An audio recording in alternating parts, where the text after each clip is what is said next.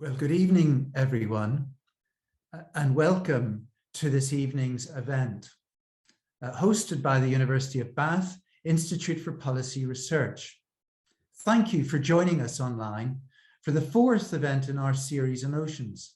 My name's Ian White, and I'm based here at the University and Vice-Chancellor. I'm delighted to be welcoming you this evening. The oceans cover 71% of our planet's surface. We rely on them to support human life and our economic, cultural, social, and environmental well-being. But our oceans are under threat. With the effects of climate change increasingly evident, seawater temperatures are rising rapidly. Continued ocean warming is projected to lead to marine ecosystems disappearing, systems which are essential for biodiversity and food and livelihood for millions of people. Around half the world's population relies on fish as a major source of protein, and the fishing industry employs over 56 million people across the globe. Yet the way we fish is unsustainable, boosting carbon emissions, depleting wildlife, and polluting our oceans. And we must find new ways to protect fish stock numbers while sustainably feeding populations and protecting our oceanic ecosystems. Going forward, how will the seafood industry interact with ocean-based renewable energy production intended to help economies move away from fossil fuels?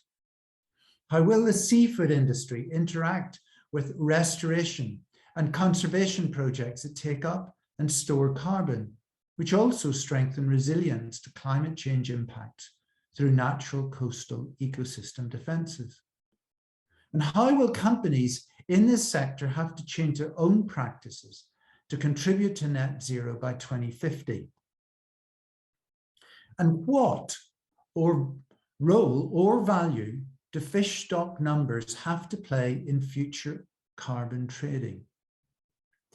This evening, we're delighted, and it's indeed a particular privilege for me, to welcome the President of the Ocean Foundation, Mark Spalding, to discuss the future of seafood in a changed ocean and address these important global questions.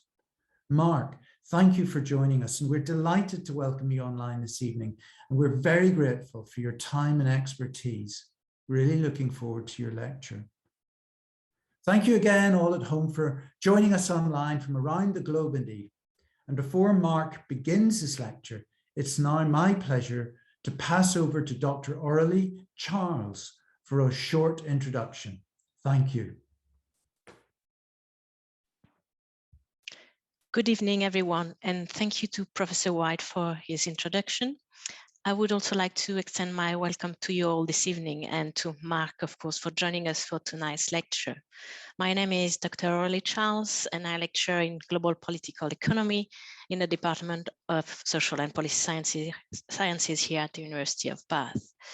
This evening, we're delighted to be joined by Mark, who will be giving us a lecture on the future of seafood in a changed ocean. Mark is an expert in international environmental policy and law, ocean policy and law, and coastal and marine philanthropy. He is president of the Ocean Foundation and member of the Ocean Studies Board, the US National Committee for the Decade of Ocean Science for Sustainable Development, and the National Academies of Sciences, Engineering, and Medicine in the US. He's also serving on the Sargasso Commission and is also a senior fellow at the Center for the Blue Economy at the Middlebury Institute of International Studies. He's also an advisor to the high-level panel for a sustainable ocean economy. In addition, Mark serves as the advisor to the Rockefeller Climate Solutions Fund and the Credit Suisse Rockefeller Ocean Engagement Fund.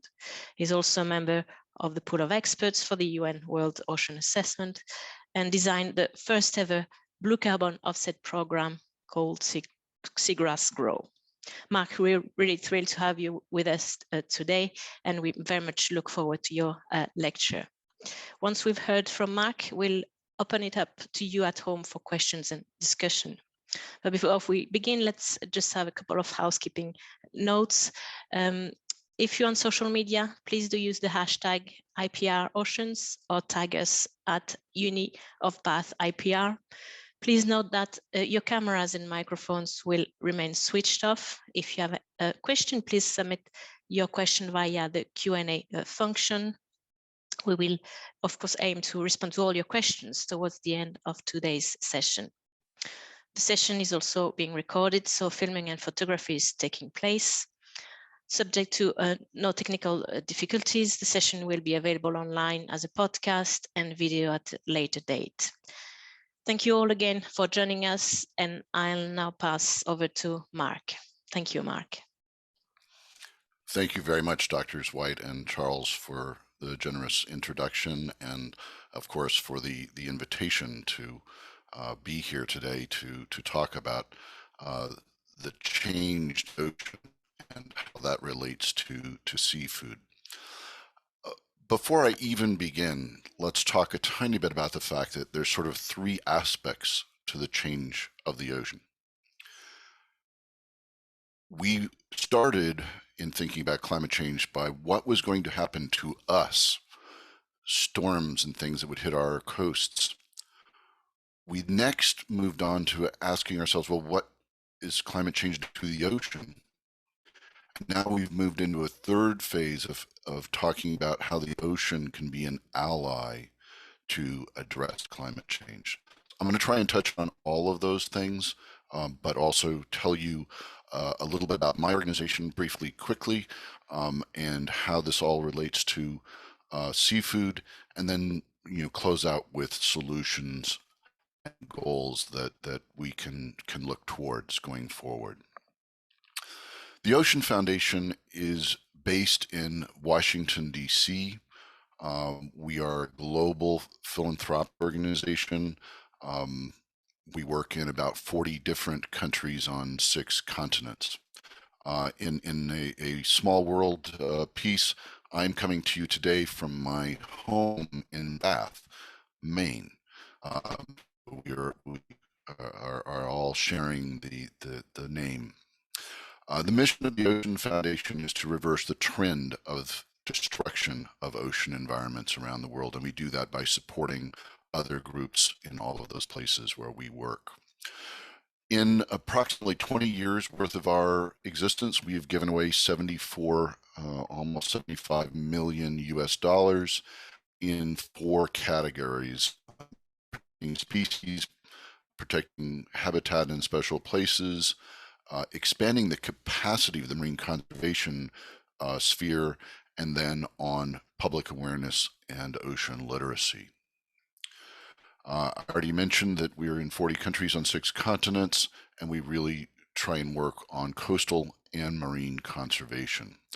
Our organization has philanthropic services for donors. We also host projects for others called fiscal sponsorship, but we do have a few initiatives of our own where we actually implement our own activities, and the 3 biggest of those are here in front of you.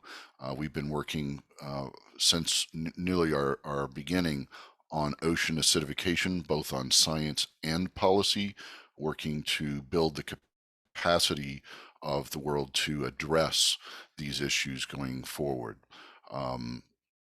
We are also working on blue resilience, which is directly related to the subject of this talk, thinking about how we build resilience of coastal communities in the face of climate change, as well as take up carbon. One of our newer initiatives is focused on the chemistry of plastic, thinking about how we can redesign plastic to make it more simplified and standardized, and perhaps even, while we're doing that, less toxic and therefore potentially more recyclable. There we go. So let's talk about fisheries and aquaculture, and as the 2 major ocean-based sources of seafood. As Ian said, 71% of our planet is covered with water. Half of the population lives near the coast, and 1 in 7 people depend on the ocean for their protein sources, and that's a gigantic number. As he mentioned, ocean warming, acidification, and deoxygenation that are the result of greenhouse gas emissions are substantially changing the ocean and threatening our seafood, whether that comes from wild-caught fisheries or from aquaculture. This is a $400 billion a year sector, the sectors of wild-caught fisheries, aquaculture, related processing, shipping, and byproducts. And it employs 39 million people in fishing and over 20 million in fish farming or aquaculture. We're seeing substantial changes in the weather, rain patterns, wind temperatures, and also similar changes in the ocean as a result of carbon dioxide emissions. To oversimplify, I'm going to talk a little bit about climate change being about physics and ocean acidification being about chemistry. Both of them are fundamentally changing our ocean. We are all familiar with graphs like this that show that the ocean temperature is going up, a very clear pattern that can be observed. This means that the water itself is warmer. We are observing sea level rise, and particularly events of sea level rise during full moons, nuisance flooding, much more severe storms, extreme rain events. Interestingly, the flip side of that, of course, is in some places some drought. All of those, that energy focused on the coast is going to alter our coasts and cause erosion. The warming piece of it is, the fact that the ocean is our balancing temperature sink, heat sink for our planet, right? We wouldn't be able to live here if we didn't have this giant body of water that absorbed the heat that came into our atmosphere from the sun. And our risk is that we are overwarming the ocean to a point where its systems aren't going to function very well anymore. So let's talk specifically about seafood. In the map on the left, you can see that at the polar regions, the changes in temperature are more extreme than they are at the tropics, which does not mean that the tropics are unaffected, but this is the one of the things we need to always remember is that the changes in the ocean are not uniform, they are broad. As those changes take place, systems such as the current channels in the ocean that make a place like the UK much more livable than it possibly should be given how far north it is, will change. And if those systems are destabilized as a result of ice melt and other things going into the water and the actual surface temperatures changing, we could see substantial changes in the comfort zones where I live in Maine or where Bath is in the UK. These temperature changes directly are going to address fish metabolism, their growth rates, reproduction and productivity, migratory patterns, and that's going to be particularly difficult for fisheries, but also some issues around susceptibility to diseases and toxins that are going to be more likely to succeed in warmer waters. This will also change where animals are, and that could disrupt food chains entirely. In the photograph on the left, of course, is a coral reef Fisheries are very dependent on coral reefs. Coral reefs can't migrate, certainly can't migrate as quickly as other animals can, and therefore they are dying very rapidly as a result of heat, more than any other aspect of climate change, and we will lose their role in the food chain. So again, we have to remember that this is a variable outcome. Some things are going to flourish, some things are going to fail. Some of that is going to do with who can migrate and who can't. So let me give you an interesting example here. Due to warm water, a very, very large crab fishery on the west coast of North America has had a failure to open to fishing season due to unusually warm waters, causing an algal bloom that has introduced a toxic neurotoxin into the food chain. So this fishery just can't even be done, and it's dangerous to be done. And so our health authorities said, let's not take this risk. Unfortunately, the animals in the sea who also eat crab didn't get the notice, and therefore we've seen a lot of harm to pinnipeds and other animals as a result of the neurotoxins.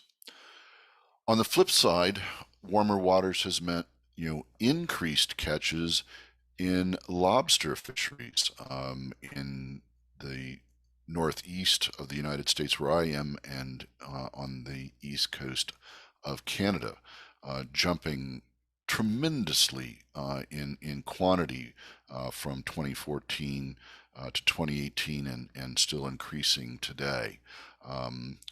There are again variations in that we're seeing some reduced catch in Maine as the lobsters move farther north, but fundamentally, this is a species that seems to be growing in its population as a result of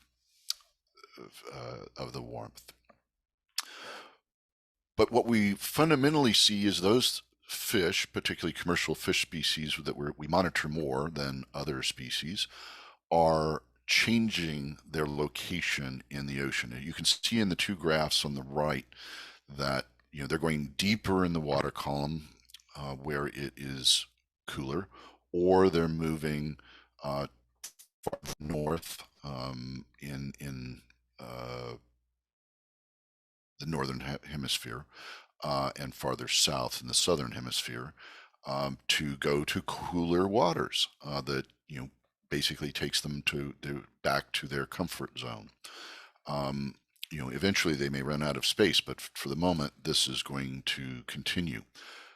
This has serious implications for fisheries, right? Do you have the gear to fish at a lower depth? Do you have the legal right to go farther north in the ocean?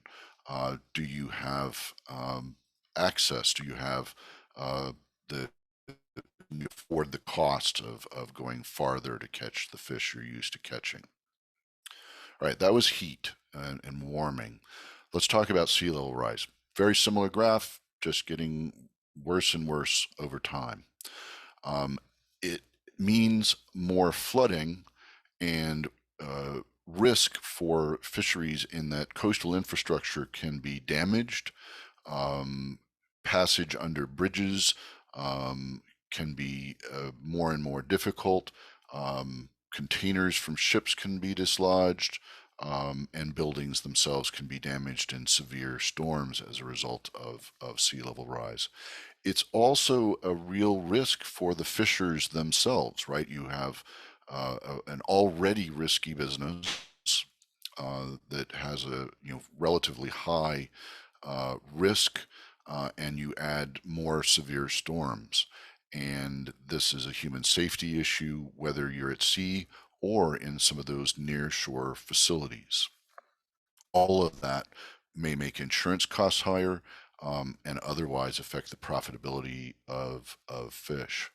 I included this slide just to often when I talk to North Americans, There's a gigantic seafood show every year in Boston, and basically projections are that everything around it will be underwater as a result of sea level rise. Therefore, those in the fishing industry know what it's going to look like. All right, so warming, sea level rise. Now let's talk about the chemistry changes to the ocean.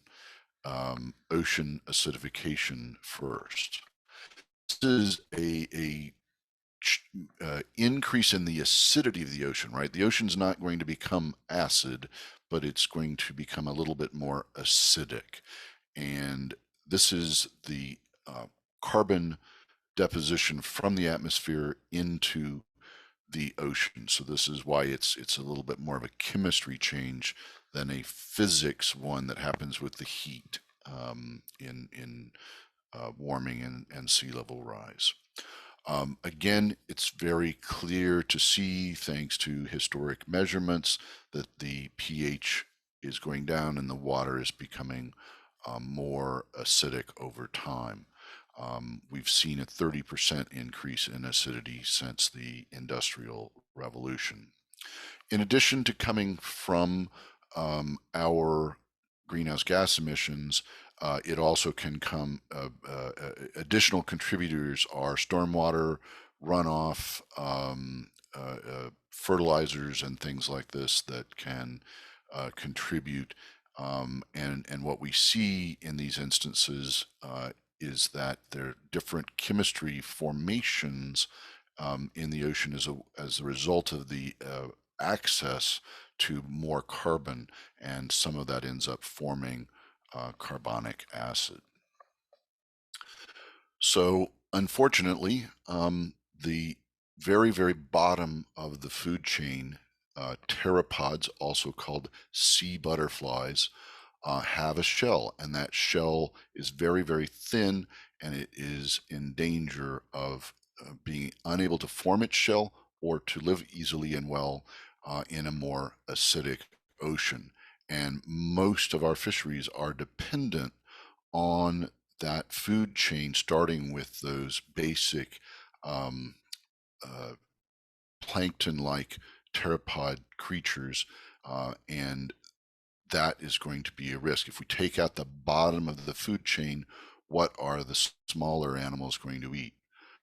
Also, some of our major whale species rely on those pteropods for their livelihood as well. So we are very worried about places that are going to become more vulnerable to this. This is also something that can affect shellfish aquaculture. In fact, this was really how ocean acidification was identified as we went forward. And in this illustration here, you can see the normal development of some shellfish and the malformation as a result of being exposed to more acidic waters. And what happens here is that more and more energy has to be expended trying to grow these shells, and therefore less energy is spent on the actual substance of the animal, and you end up with a loss of strength, a loss of capacity for the animal to survive.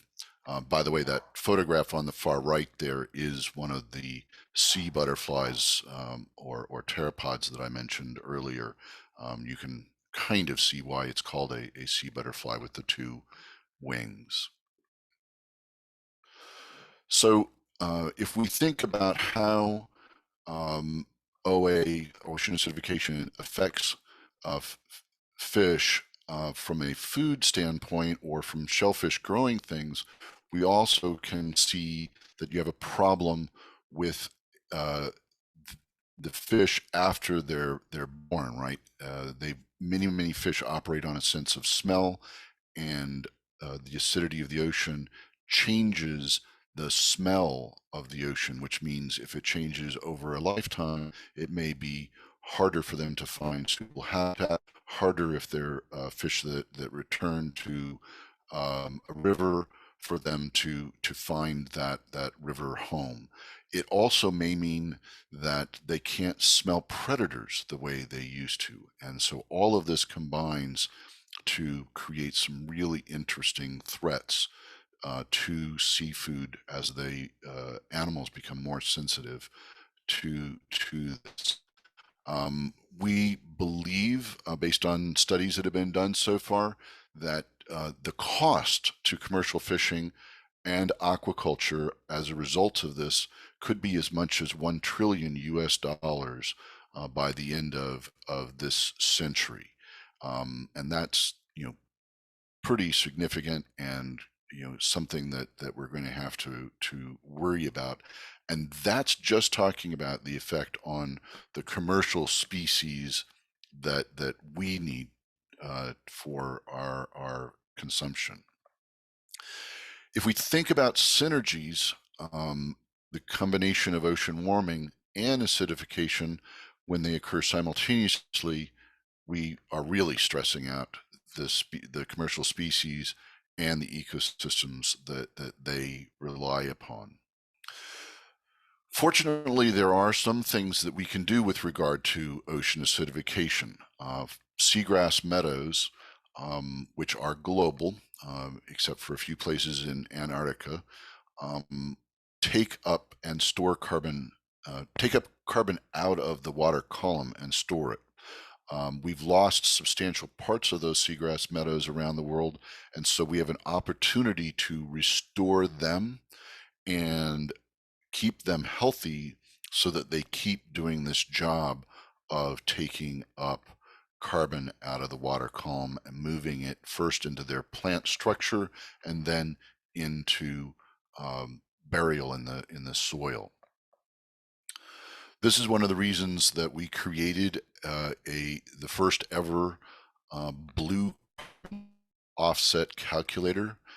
It is available online at seagrassgrow.org. It allows people to calculate their carbon footprint and then donate enough money to offset that scale of carbon footprint.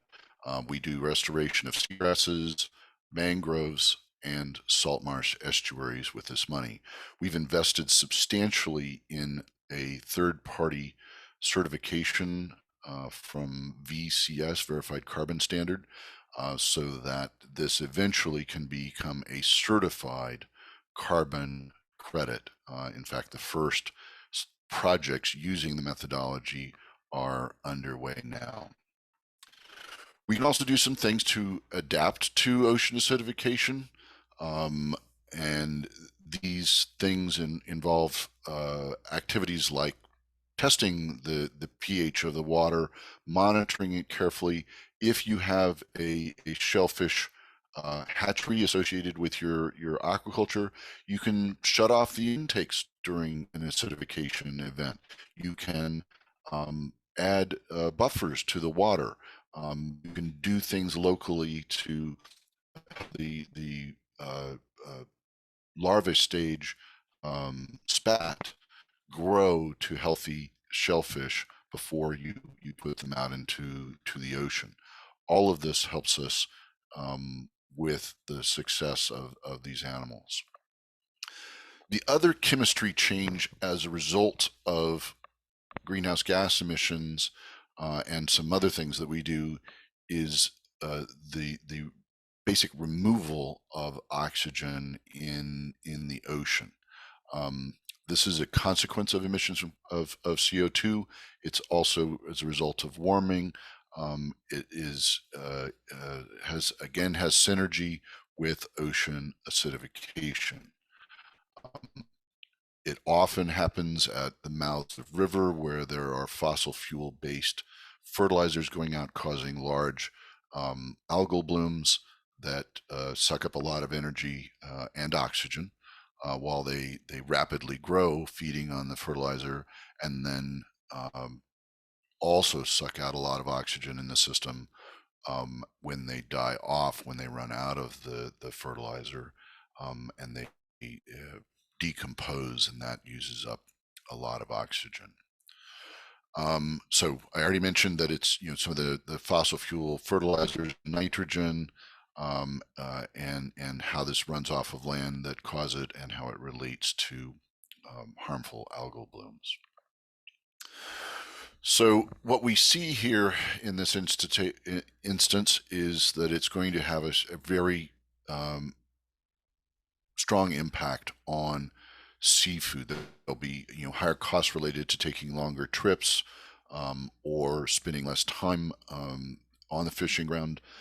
In some cases, fish will be crowded next to shore where they are easier to catch, and that'll skew things in the other direction.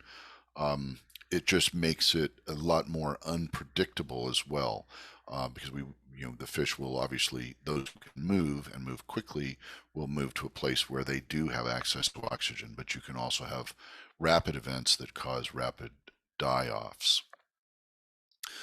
So if we have warming and its related sea level rise, acidification, and deoxygenation, what should the solutions we're all working on look like? And part of this has got to be about, protecting the coastal communities, but also the sort of supply chain for seafood, since so many of us both like it and are depending upon it. This is going to mean increased international co-management solutions for fisheries. We've seen this sort of locally in that, lobster I mentioned earlier used to be very prevalent in New York and Connecticut. Then they became very prevalent in Massachusetts, now in Maine and in Canada.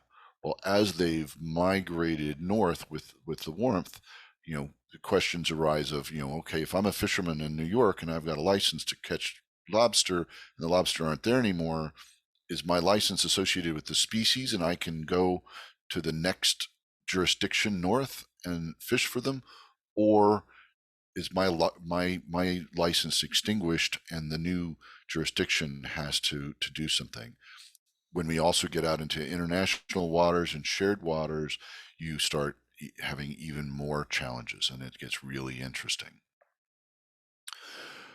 What we need to do is think about how we can increase marine protected areas, both for how they relate to the blue carbon resources that can take up carbon and store carbon and create habitat, but also to think about how we manage fisheries. Doctors White and Charles mentioned the fact that fish have a role in the carbon system, which we'll talk about, and I think that becomes a key part of what we're thinking about, and MPAs can help us keep the fish in the ocean and keep them in the ocean's carbon pump.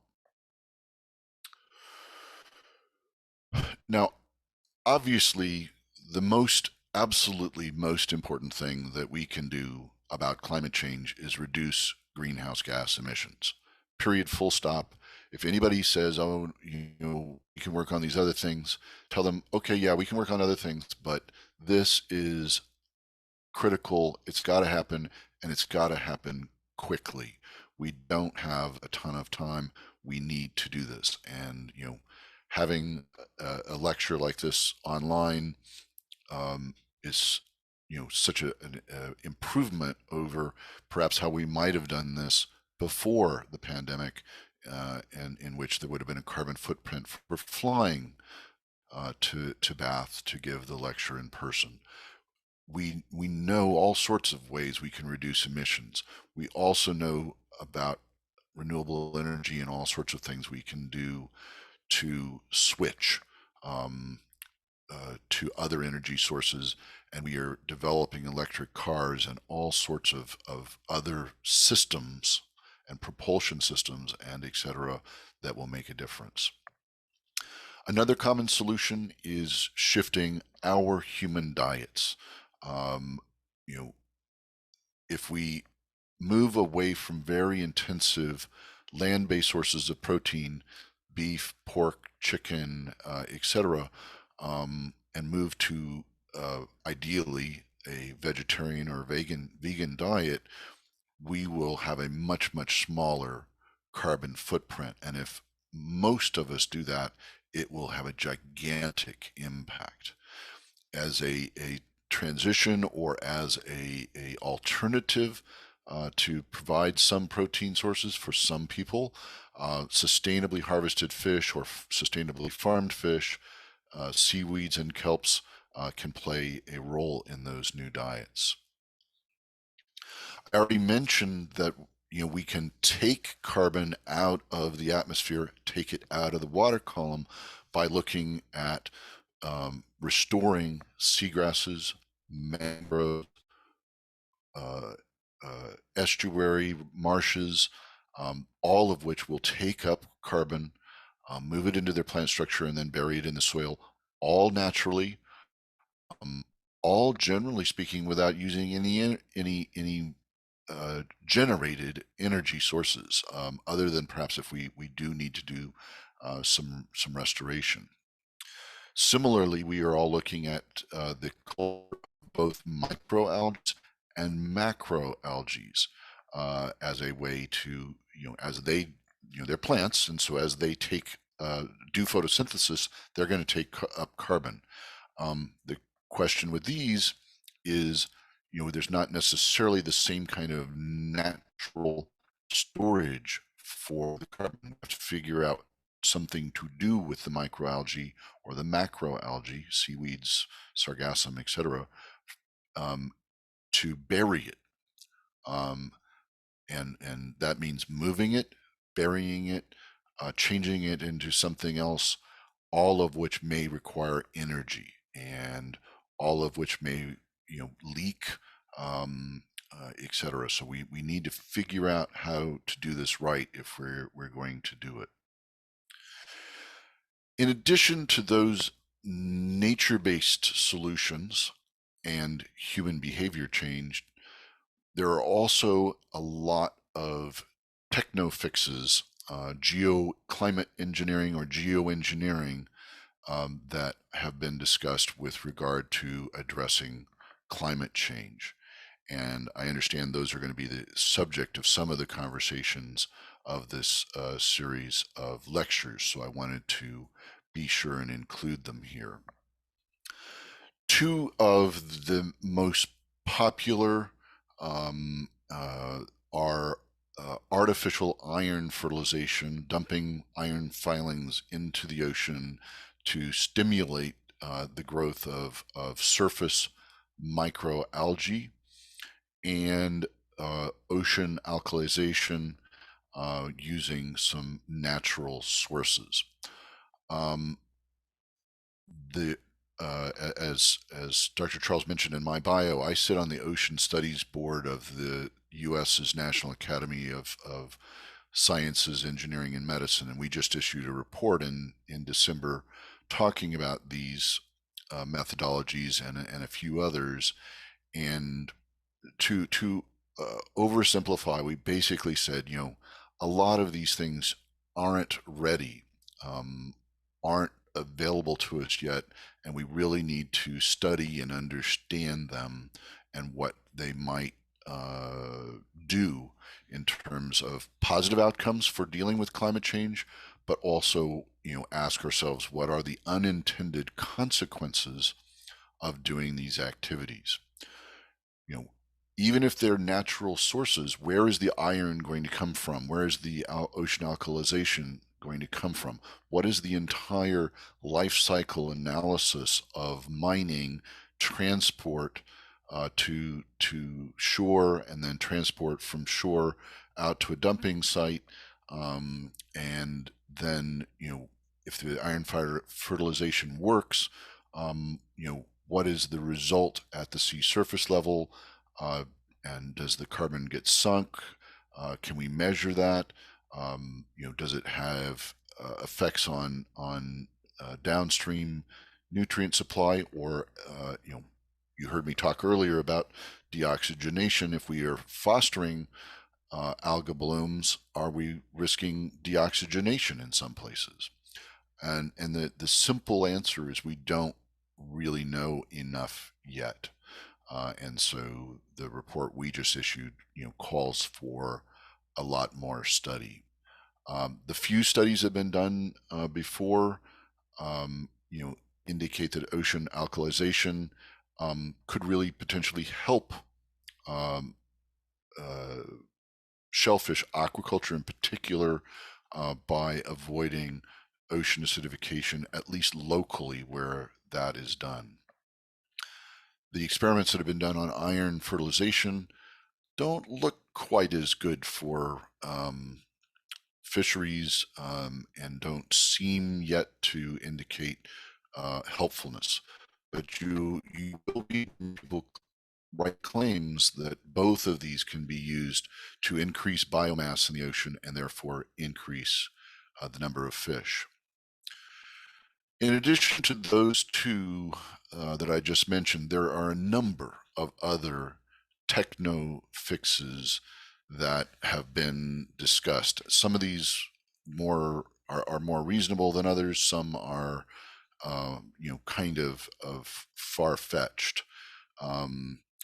There are ocean alkalization efforts that use synthetic sources, and we're like, wait a minute, what is the chemistry result of that? What is the biological interaction with the chemistry change?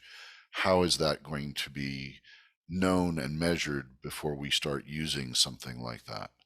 The precautionary principle should tell us that we need to be extremely careful. There are some mechanical or chemical ways to remove carbon from the water column, similar to the way plants do. These could have some very positive synergies with aquaculture. These probably are worth investigating. It's too early to tell. There's some things about marine cloud brightening, sea surface reflectivity, both of which enhance the albedo effect, or the reflection of the heat back away from the ocean. These will help with the warming piece, possibly, but they won't necessarily help deal with carbon emissions themselves. Same thing with what's called SRM, or solar radiation modification, which involves putting mirrors into space, or spraying tiny particles of acid into the upper atmosphere to reflect light. Very, very difficult to manage, would require substantial international cooperation. The marine cloud brightening one of those three may work in some places and be local enough that if you're trying to save a particular set of areas of coral reefs, it might be worth trying, and we're hoping that could be the case. Surface reflectivity, the original ideas on this from the 1960s and 70s was to float foam or small plastic particles on the ocean surface, and those are just, I think, non-starters in the sense of what we now know about ocean pollution, the effect of plastic in the ocean, etc. And the solar radiation thing is, requires entire, new aircraft and huge space installation. It just gets very interesting, and optimizing with solar radiation modification.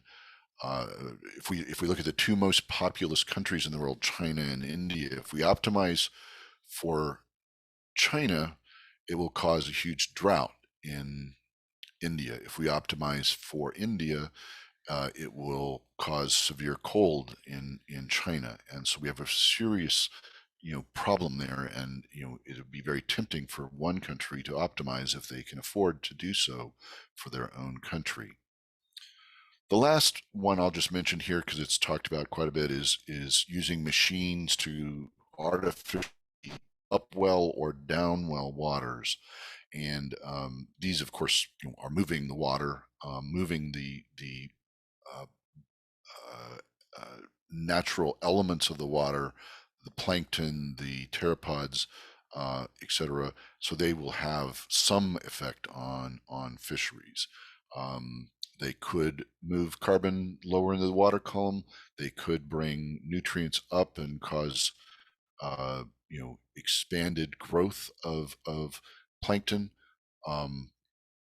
They may be worth investigating, but again, part of what we're trying to do in the National Academy study I mentioned, as well as a related study from the Aspen Institute on a code of conduct for doing experiments on these geoengineering, climate engineering techno-fixes, is that we have to really be holistic in our thinking and really be careful, right?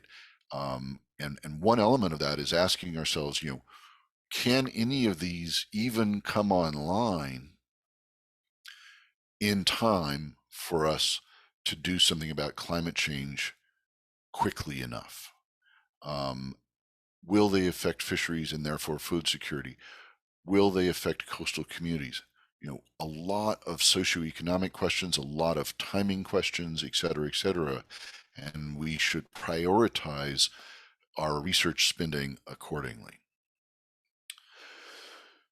In addition to those sort of science concerns, there's also what's called a moral hazard.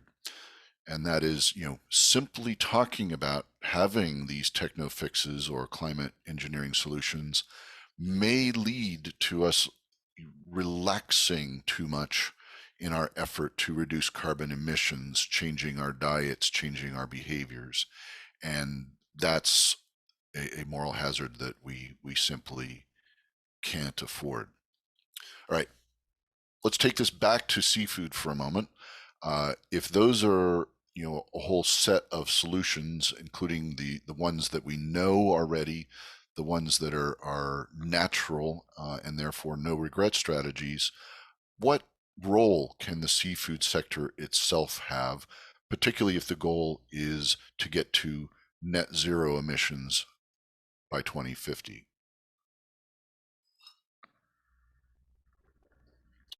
So we want the seafood sector to calculate and disclose its carbon footprint and produce detailed plans on how it's going to get to net zero. As was mentioned in my bio, we are the ocean advisors to an ocean engagement fund. We have almost $800 million in assets under investment in that fund, and we're buying stock in companies, and then we're going and engaging with them. We're talking to them about changes they can make. And this is exactly what we're doing when we talk to fishing conglomerates and anyone else in the supply chain for seafood.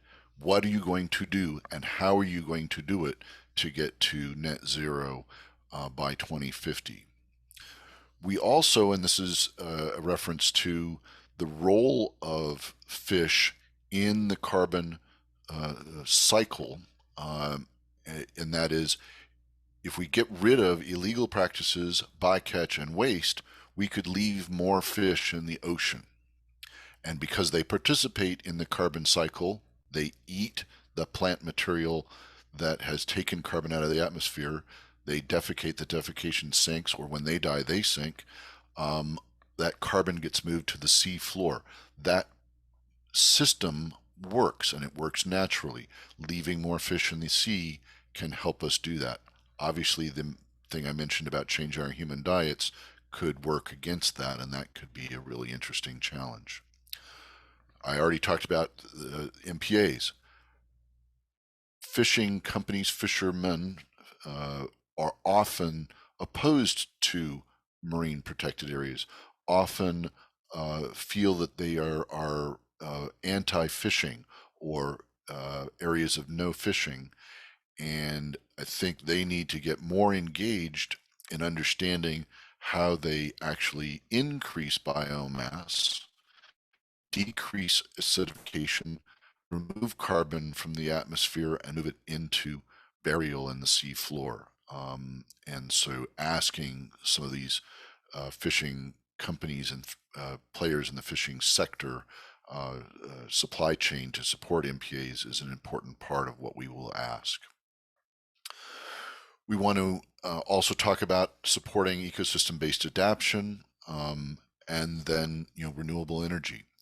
One of the ways we get out of using fossil fuel energy is to switch to wind, solar, wave energy, ocean currents energy, ocean thermal conversion energy.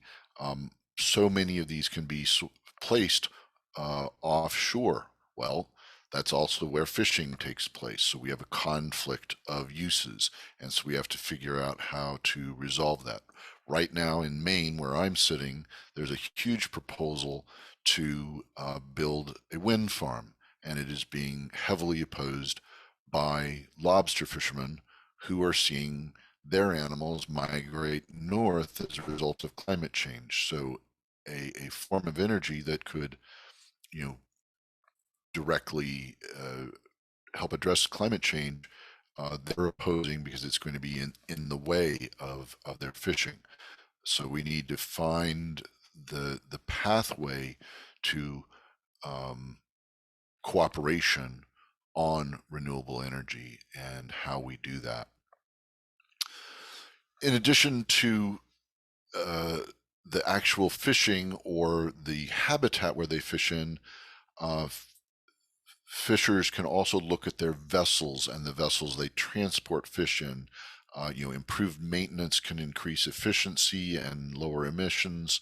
They can do a better job maintaining the hulls to reduce drag. They can steam at a slower speed and reduce emissions. They can begin now retrofitting their existing vessels to use alternative fuels that may help with emissions such as ammonia and green hydrogen. They can look at new propulsion systems, electric, sail, etc., that can be adopted and reduce the emissions from the fishing vessels themselves. We probably need to reduce or eliminate most long distance fisheries. Most of them, if you look at high seas fisheries, those that are outside or beyond national jurisdiction, they're mostly catching luxury products for the wealthy. They're not really about food security, so we can probably think a lot about reducing them. Both those long distance fisheries and the size of our fishing fleets are as a result in many cases of subsidies from governments to artificially prop up these industries, and there's a huge effort being made to put an end to those subsidies. And the money those governments are spending on those subsidies for the industry might be better spent on marine protected areas, which will actually increase biomass and make fishing locally much more possible.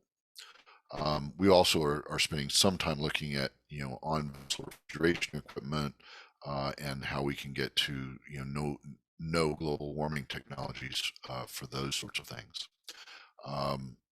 On the aquaculture side, they have the tenders that go out and service their facilities. They have automatic feeding systems. They have other structures and such. They can convert most of those, we believe, to electric or even non-fuel burning vessels altogether to serve this sector of the industry. We also want to look at the role of fossil fuel in some of the gear, ropes, nets, floats that on the bumpers on the side of the vessels made from fossil fuel based plastics, and we can look at alternatives there and get that piece of fossil fuel use by this industry reduced or eliminated. There's also certain types of gear, such as bottom trawling, that make fuel use skyrocket, because you can imagine if you're dragging something on the sea floor and it's a net filling with fish and whatever else they're getting, it's putting a strain on the engine and therefore having it work harder and be less efficient. So I want to talk to the seafood industry about its infrastructure, plastic packaging, how it ships its product around the world. And this is absolutely critical to some of its ways to reduce its emissions and use of fossil fuels. We also think they can, involve their workers, the communities that fish, their supply chain, to think about how we do all of those things I've just mentioned in a just and equitable way. If we do all of this very suddenly and displace people, we could be in real problem. The good news is that some of our most carbon intensive fisheries are also some of the worst of our fisheries, and therefore, we can do a lot by focusing on those. We want this industry to care because their own boats, their own employees are at risk, their livelihoods are at risk, their income streams are at risk, and their role in supplying world food security is at risk. And if they understand all of that, I think they will slowly begin to act. That has certainly been our experience as we engage corporate management in larger conglomerates, that they really understand the role they need to play. In addition to the activities they can do now, they can also help support research. They can help expand the data that we have on climate and weather and ocean chemistry. They can share data on fish catch. They can help do enforcement. So all of this is things that academics, NGOs, and the industry can do together. So that we have a moment or two to answer a few questions. Let me stop there. Thank you very much for listening. Thank you very much, Mark. That was a very insightful and systemic view of our oceans. So thank you very much. We'll start with a question around compliance management framework, a question by Tom Lavak. Apologies, Tom, if I mispronounce your name. So in the context of bottom contact fisheries here and the significant impact it has on sponge reef, which themselves have are important carbon sinks, there's little compliance effort, and this issue is not even included in compliance management framework. So do you see this as a globally significant issue? So part of our big problem with fisheries is compliance worldwide in any fishery. Governance is difficult and in some places simply absent. One of the things that we want to see happen is an increased use of technology, aerial drones, surface drones, underwater drones, that allow us to better observe when there is a violation. We also want to look at ways to make sure we are identifying when fishing is taking place in places where it ought not to take place. I also think, frankly, that bottom trawling gear should simply just be phased out. There's no real justification for the harm it does to the seafloor, to the carbon uptake, and as I mentioned already, it has significantly larger fuel use than other kinds of fishing gear, and we have alternative fishing gear we can use. Thank you, Mark. Another question here from Tom as well, much more in terms of international, maybe governance and national governance issue, and the implementation of marine protected areas often implies multiple level of governance, multiple regulators at each different level, and that makes it really difficult to achieve successful collaboration and to have an effective protection of those areas. So even agency leaders here talk about collaboration, with little to be achieved here. So here it's very cost in terms of costs. There's an excessive cost in bureaucratic effort put into that will lead to some delay. So maybe answering in the context of the opening today of the One Ocean Summit, should we be assessing this issue and promote, and how can we promote more efficient collaboration here? I think the simple answer to should we promote more efficient collaboration is absolutely. I think the One Ocean Summit that started today, that we have a staff person at, and the Our Ocean Conference coming up in April in Palau, have focused a lot on marine protected areas. And there's the sort of global movement of 30% of the ocean protected by 2030, only 10 years, less than 10 years from now. And part of what's happened in the Our Ocean Conference process is getting countries to make commitments to spatial areas to be protected, but then going back to them and saying, have you made it real? You decreed it. Did you also put out a management plan? If you put out a management plan, did you also do enforcement activities? Are you patrolling it? And that is a sort of community conversation, right? All of the nations who are at those meetings are asking each other, how are you doing that? Are you doing that? And then beginning to think about collaboration. And I'm very hopeful that some of these satellite monitoring systems that allow us to watch fishing vessels from above, even when they have their transponders turned off, and some of these different drones and things will make some of the monitoring more efficient, right? You won't have to have crews on boats constantly patrolling. You can go out and go do interdiction of a vessel that has been spotted doing something illegal. And I think that's going to change things dramatically. But it is going to require collaboration. And if, one of my hopes here is under the Paris Agreement, if we're using these MPAs for carbon sequestration, that those countries who can afford it will help those countries who can less afford it protect marine areas as carbon sinks, as conservation and restoration areas in their own waters, but also in the waters of their neighbors who may not be able to afford to protect them and patrol them themselves. Thank you. Maybe while we're on the issue of governance here, I'd like to throw a question in terms of what are the strategies in terms of mitigation and adaptation that could be eventually implemented in international waters, because that's quite an important part of our oceans, and it's not bound to only one nation. So what sort of strategies do you have in mind here? So we're very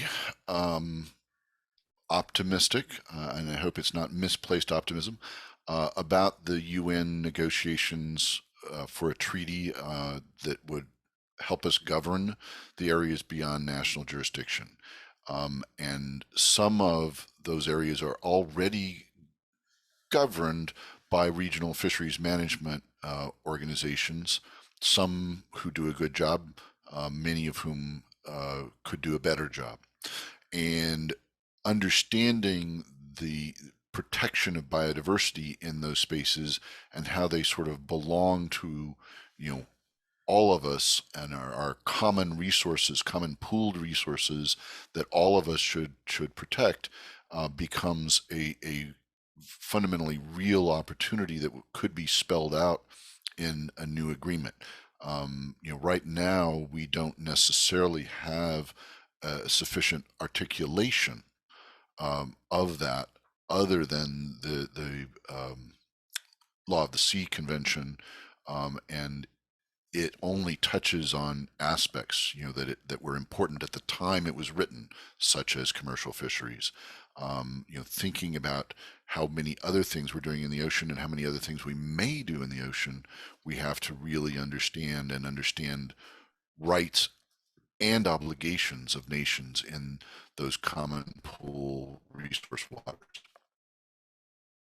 Yes, and as you rightly mentioned, we're running out of time. So it's really about, as you mentioned, this hierarchy of priorities. And where do you see, therefore, maybe in the context of the Blue Resilience Initiative, the community-led type of strategies, where do you see fitting into that? So we think that, many of the small island developing states, or even developing states that are coastal, are recognizing that, to protect their citizens from storm surges, sea level rise, etc., they can do these nature-based solutions. They can restore seagrasses, mangroves, and estuary marshes. And they can also meet their Paris nationally determined commitments that way. So if you combine this opportunity to sink carbon and protect their infrastructure and people, they have a very strong incentive to go in that direction. And the developing countries, particularly those like mine, who are most responsible for the emissions, have an obligation to be of assistance, have an obligation to transfer technology, transfer solutions, and even pay the bill for doing some of these things. What we're seeing is that even at the community level, people are recognizing this, right? They know that their village, their small fishing town is occasionally getting flooded or otherwise seeing more severe storms. And so beginning to interact and engage with them to get their support for this work as well will mean that there's buy-in and a community effort, as well as a national effort and an international effort. Thank you, Mark. We have a question from Annie Birdsley, who remembers when iron filling were dumped in the Lake Superior, and that was a real disaster. It poisoned the fish stock and had to be discontinued. Now, what would happen if you scale that up at the ocean level? How different would that be? So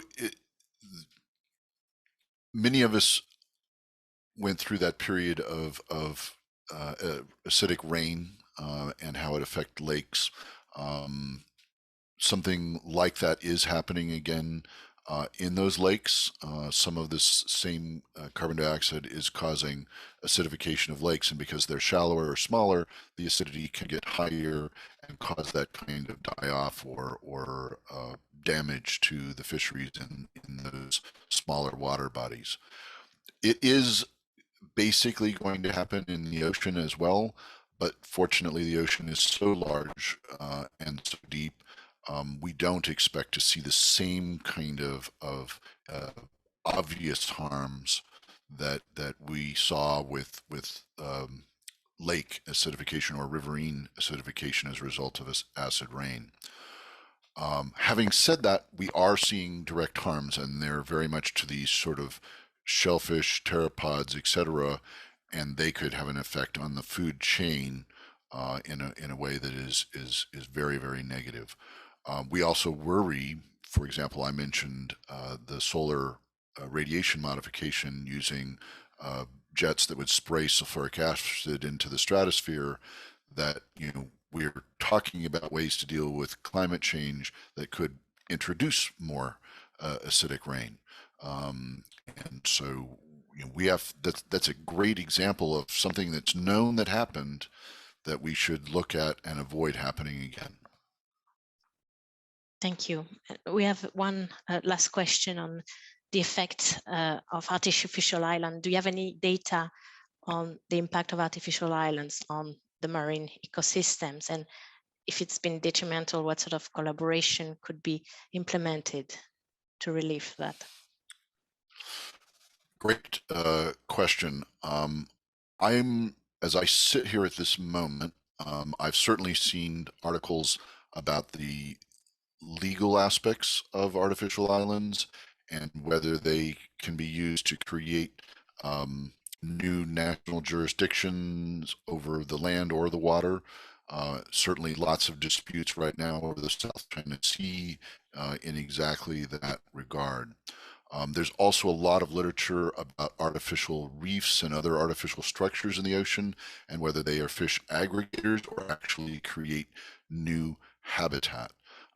So I think that we know just enough to say, you know, creating artificial islands, you know, severely interferes with currents, severely disturbs seafloors, and depending on where you're drawing the material from to create the artificial island, which can release carbon.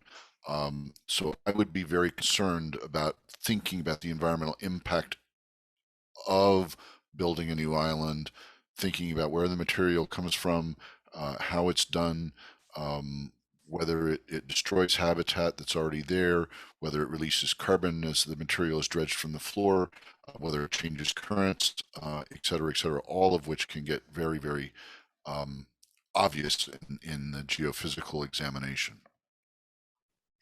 Thank you, Mark, and thank you for your time today, and thank you for such a brilliant presentation. Thank you also to all of you at home for joining us today. As mentioned, the event will be available as a podcast and online video shortly. Today's event is part of a wider series on our oceans, so please do visit the IPR website for further details on the series and dates for upcoming lectures, where we'll be taking a greater look at topics such as geopolitics, the blue economy, oceanic histories, and working with indigenous community. Thank you again, Mark. Thank you, Professor White, and to you all at home. Have a lovely evening.